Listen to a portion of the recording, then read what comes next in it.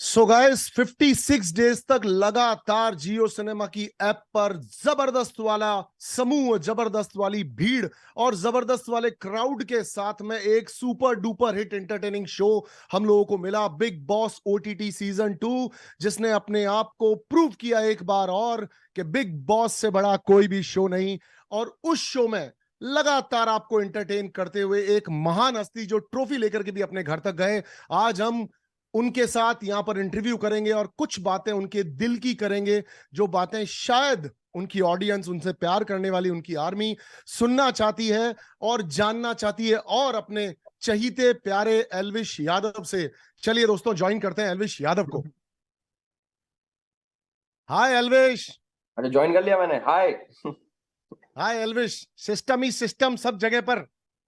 पूरा system hang कर रखा है। मैं भी बहुत चौंक गया था बाहर निकल के कि सिस्टम तो हैंग था, पर इतना हैंग था ये नहीं पता था। काफी अच्छा लगा देख के।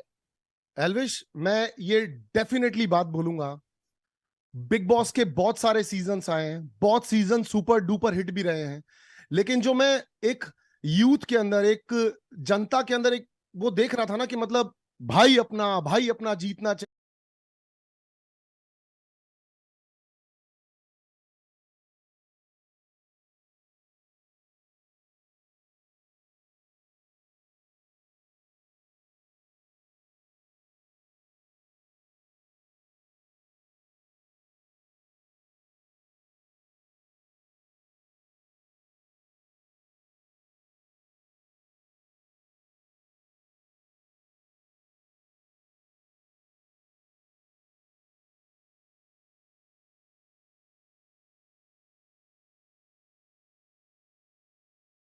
चाहिए, भाई का सिस्टम। मैं मतलब बेसिकली ये जानना चाहता हूं कि यूट्यूब के थंबनेल से लेकर के न्यूयॉर्क के टाइम स्क्वायर तक का सफर पार करने वाला एल्विश यादव है क्या चीज, कौन है वो? मैं ये मानता हूँ कि जो लोग मेरा सपोर्ट कर रहे थे, जितने भी मेरे भाई इकट्ठे हुए थे, चाहे रैलीज निकाली उनने और अपनी गाड़ियों के पीछे पोस्टर लगाए, तो मेरा ये मानना है कि वो मुझे अपने ही बीच में से उठा हुआ एक नॉर्मल इंसान मानते हैं, कि ये तो हमारे भाई जैसा ही है, तो अपने घर का बंदा है। क्योंकि जैसे मैं व्लॉगिंग करता था, पिछले 1.5-2 सालों से मैं लगातार रोज व्लॉग्स आ रहे थे मेरे। मतलब अपनी डेली लाइफ दिखा रहा था कि मैं क्या हूँ, कैसा हूँ। एक तरीके से मैं बिग बॉस जी रहा था, बट विद फोन। और लोग भी देख रहे थे उस चीज को। तो इस वजह से उनको ऐसा लगता है कि अपने घर का बंदा है तो इसे जीतना चाहिए, और इसलिए उन्होंने मेरा सपोर्ट करा। और जो आप दूसरी बात बोल रहे हो कि थंबनेल से लेके टाइम स्क्वायर तक का सफर, जैसे मैं बाहर निकला मेरे को इनने दिखाया कि भाई देखो तुम्हारा तो ये टाइम स्क्वायर पे ऐसे ऐसे आ गया।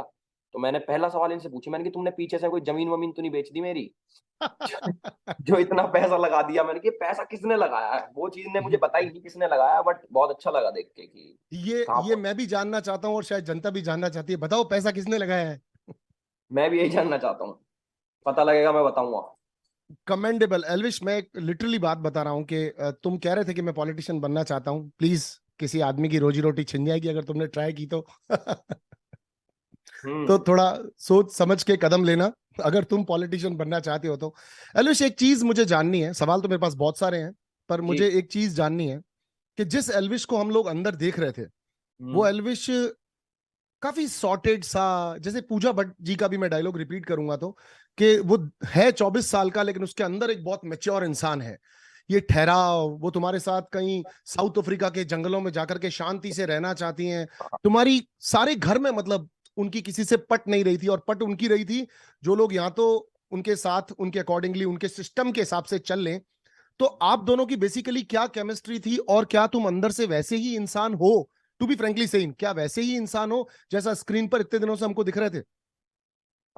जो रियलिटी शो होता है उसके अंदर ना, एक चीज मैंने नोटिस करी। मुझे पहले लगता था बिग बॉस होता है स्क्रिप्टेड, होता है, स्क्रिप्ट देते हैं, ये देते हैं, और अपने हिसाब से ये लोग ना जिताते हैं कि ये हमें फायदा देगा आगे चल के, तो इसे जिता देंगे।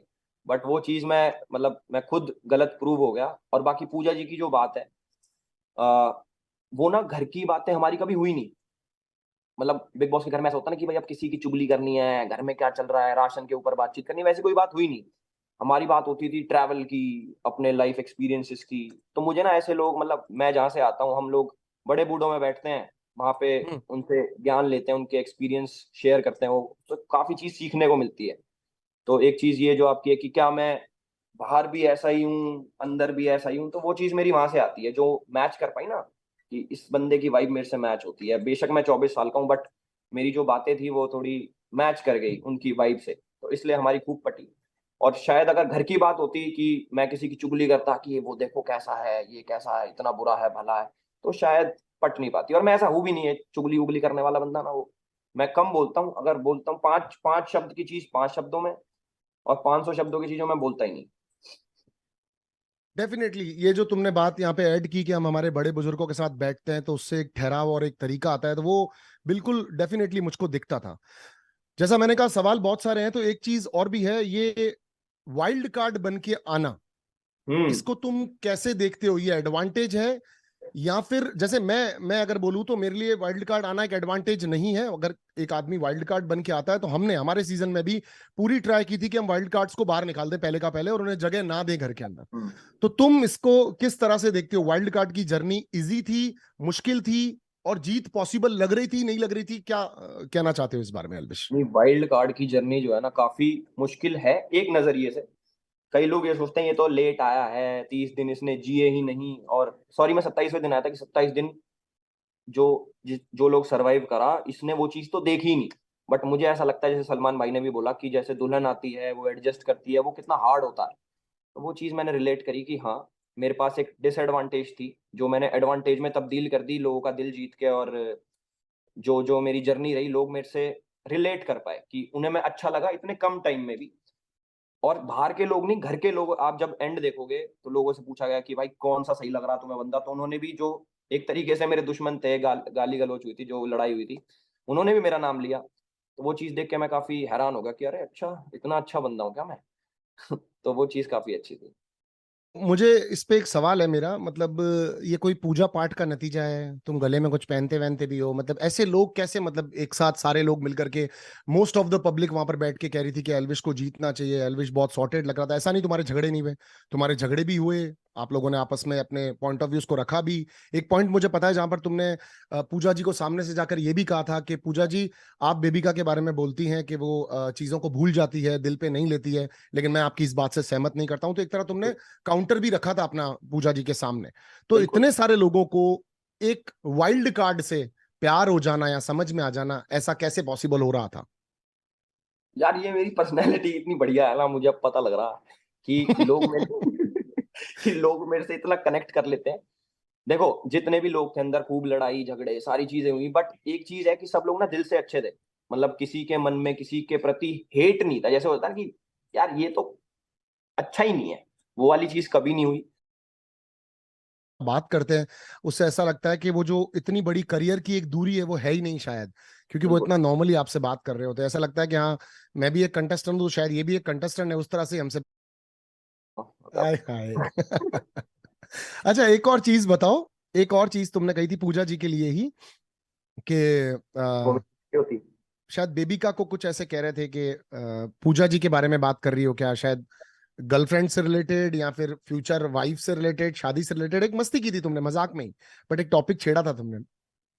वो तो छोटी मोटी मैं वैसे पॉइंट मारते रहता था कि वो जैसे कहती थी तुम्हें किस टाइप की चाहिए, तुम्हें यहाँ कौन पसंद है, क्योंकि ना आप आपको भी पता है वैसे बात, इतनी सारी वहां पे लड़कियां थी और उन सब में सुंदर थी हाँ पूजा जी। डेफिनेटली, तुमने बार बार दिखाया था हमको जब तुम कह रहे थे। एक दिन तुम और अभिषेक दोनों बैठ के बात भी कर रहे थे कि ये कितनी खूबसूरत हैं और कितनी खूबसूरत रही होंगी। स्पेशली तुमने मेंशन किया कि घर में कोई भी इनके आजू बाजू भी नहीं आ रहा अभी तक भी। इट मैंने वॉज अ मतलब वेरी उनको ना, स्वीट। उनका जो यंग वाला पार्ट था मैंने देखा नहीं कभी, मतलब टू बी वेरी अरे एक ऑनेस्ट। बार एल्विश, आप एक बार देखो उनको, देखो तो मैंने आप। बेबिका से पूछा मैंने कि ये जवानी में कैसी दिखती थी, जो अब इतनी बढ़िया दिख रही है, उसमें तो और बढ़िया होंगी ये। तो बेबिका ने बताया कि ये तो भाई ऐसी लगती थी, आर्मेनियन लगती थी, ये है वो है। मैं कहा यार ये तो देखनी पड़ेगी, और मैंने बाहर निकल के देखा भी, बड़ी सुंदर थी। तो मैंने वो चीज बोली थी कि अगर ये मेरी एज की होती तो बात ही क्या होती। That's great, that's great. बड़ों के अंदर आप अगर किसी अच्छी पर्सनैलिटी को देख पा रहे होते हो, तो ये आप अपनी वो कहते हैं जवानी से फुर्सत निकालते हो, टाइम निकालते हो, that's a great thing. But अब जवानी की बात चल रही, तो मुझे एक बात बताओ। ये पूरी शायद दुनिया ही अब जानना चाहती है, क्योंकि टाइम स्क्वायर तक तुम पहुंचे हो। हाँ। वो लड़की कौन है जिसकी वजह से तुम लेफ्ट राइट यहाँ वहां कहीं नहीं देखते हो? कौन है वो? एक आधा तो हमने कुछ इंटरव्यू वगैरह भी देखे हैं, तो कौन है वो लड़की? मैं काफी डाउट्स क्लियर करना चाहता हूँ बहुत सारे लोगों के, कि जो तुम्हें लग रहा है ना कि भाई ये है, जिसके भी इंटरव्यू देखे हैं, जो भी करा है, जिस जिस जो भी करा है, भाई वो नहीं है।